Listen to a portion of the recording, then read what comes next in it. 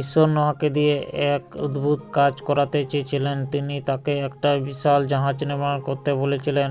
এই জাহাজটা দেখতে একটা বিশাল লম্বা বাক্সর মতো।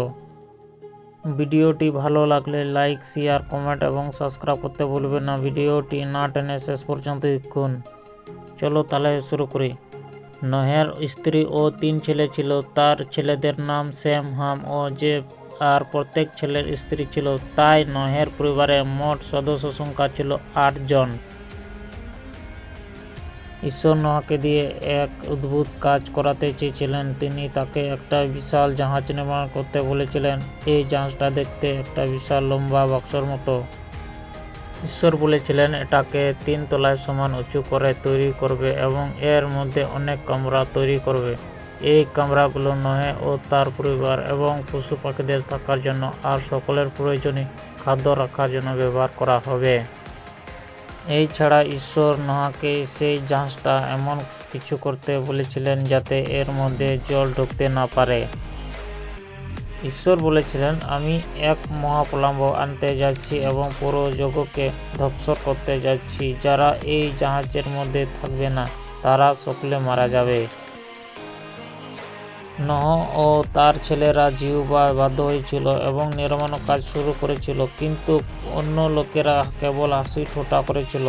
তারা মন্দ থেকে গিয়েছিল।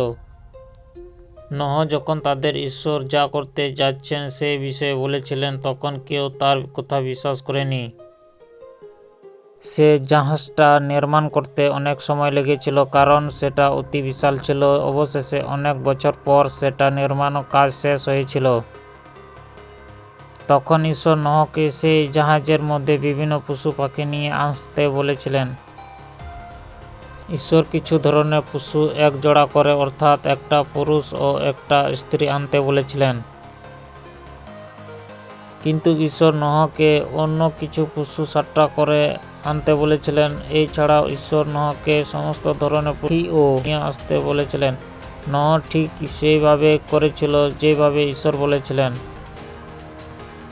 এরপর নোহ ও তার পরিবার ও জাহাজে প্রবেশ করেছিল। তখন ঈশ্বর দরজা বন্ধ করে দিয়েছিলেন। জাহাজের ভিতরে নোহ ও তার পরিবারের অপেক্ষা করতে থাকে।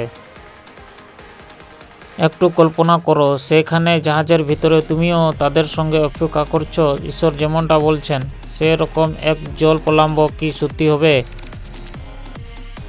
তুমি কি পুরো গল্পটা জানতে চাও? আদি পুস্তক 6 অধ্যায় 9 কালি থেকে 22 কালি পর্যন্ত লেখা আছে। 7 অধ্যায় 1 কালি থেকে 9 কালি পর্যন্ত লেখা আছে।